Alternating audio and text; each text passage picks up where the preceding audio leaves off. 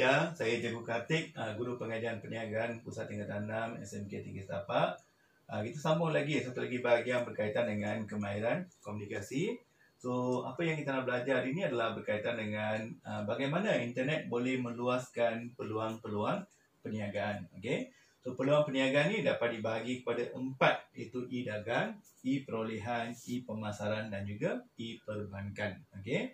Dan kita juga akan belajar bagaimana intranet ni membantu perniagaan. So, jangan confuse dengan internet, yang ni rujuk kepada intranet. Okey. Alright. E-dagang. E-dagang maksudnya kita menjalankan aktiviti jual beli barang atau perkhidmatan secara dalam talian. Maksudnya urus niaga, okey, transaksi perniagaan ni berlaku dalam talian. So we call that e-dagang atau e-commerce, okey. So apakah kesannya kalau kita menggunakan kaedah e-dagang? Iaitu satu, boleh meningkatkan jualan kita. Sebab pelanggan kita bukan saja tempatan di seluruh dunia. Okay? Tak perlu gunakan ramai pekerja. Boleh meluaskan pasaran. Mudah mendapat pelanggan baru. Okay? Contohnya seperti Lazada, eBay dan sebagainya. Ini rujuk kepada e-dagang. So, keyword dia apa? Kita jual beli. Okay? Aktiviti jual beli atau transaksi urus niaga ni berlaku secara dalam talian. Okay? So, ada banyak contoh ya.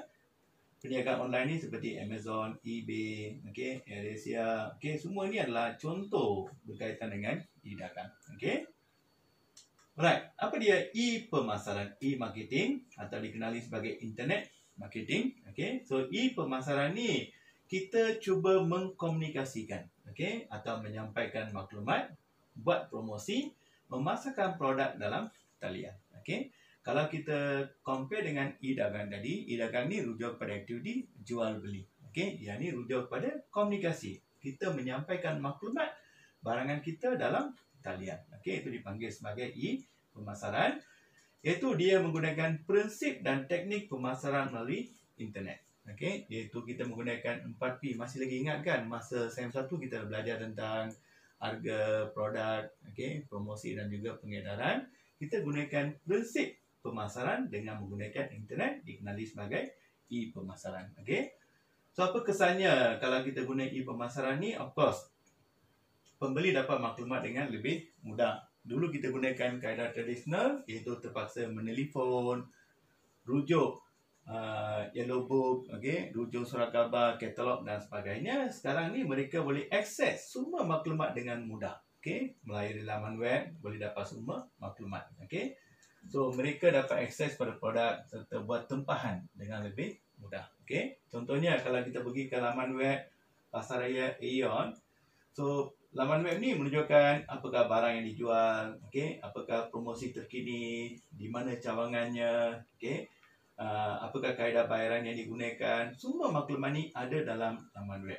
Jadi, kita komunikasikan, menyampaikan maklumat tentang suatu produk, boleh buat promosi, memasarkan produk dalam talian, dikenali sebagai e-pemasaran. Okey. Right, apa dia e-perolehan atau dikenali sebagai e-procurement? Okey, electronic procurement. So, pembekal memasarkan barang atau perkhidmatan pada kerajaan, agensi kerajaan atau sesebuah firma melalui internet. Jadi, e-perolehan ni untuk bekalan barang. Okey. Pembekal memasarkan barang dengan menggunakan internet. Dipanggil e-perolehan. Okey, e-procurement. So, portal e-perolehan ni akan diwujudkan oleh kerajaan atau firma dan portal ini boleh diakses oleh pembekal. Okey. Pembekal boleh mendaftarkan perniagaan mereka dan memaparkan produk mereka dalam portal. Okey. So, pembekal boleh mendapatkan maklumat tentang pesanan, apa barang yang diperlukan oleh firma. Okey. Mereka boleh sediakan sebut harga mengikut pesanan yang diperlukan serta mereka terima bayaran. Contohnya e-procurement untuk CIMB ni, pembekal boleh mendaftarkan diri di e-procurement CIMB. Lepas tu mereka boleh tengok apa barang yang diperlukan oleh syarikat ni. Okey, mereka boleh cek barang-barang yang diperlukan, boleh menghantar sebut harga dan sebagainya. So, ini memudahkan mereka untuk memasarkan barang. Okey, so ni berkaitan dengan e-perolehan. Okey, e-perbankan atau e-banking, ni boleh menjalankan urusan perbankan secara talian. bukan kaedah tradisional itu kita pergi ke cawangan bank. Yang ni kita boleh buat dengan menggunakan internet. Okey. So apa yang kita boleh lakukan ialah boleh buat bayaran bil, pemindahan wang, semak baki serta buat permohonan perkhidmatan seperti kad kredit dan sebagainya. Semua ni kita boleh buat dengan menggunakan internet. Tak perlu pergi ke cawangan bank. Okey. Contohnya seperti www.afrinbank.com.my. Kalau kita pergi ke laman web ni, ada banyak info yang kita akan dapat. Contohnya, kalau pergi ke laman web personal banking, boleh kita dapatkan maklumat tentang pemindahan wang dan sebagainya. Okay? Alright. Apa dia intranet? Okay? So, internet dengan internet ni ada dua perbezaan. Internet ni rangkaian komunikasi antara bangsa. Intranet ni rangkaian talian korporat persendirian. Maksudnya, yang ni hanya untuk sesebuah organisasi saja. Okay?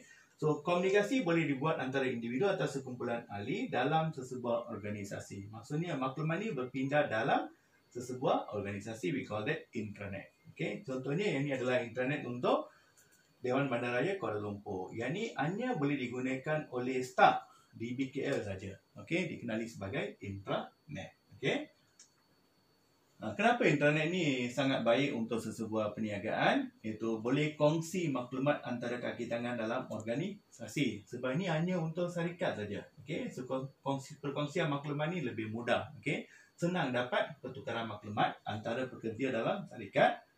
Boleh meningkatkan keberkesanan komunikasi. Komunikasi lebih mudah berlaku. Okay? Sebab ini hanya melibatkan sesebuah organisasi saja.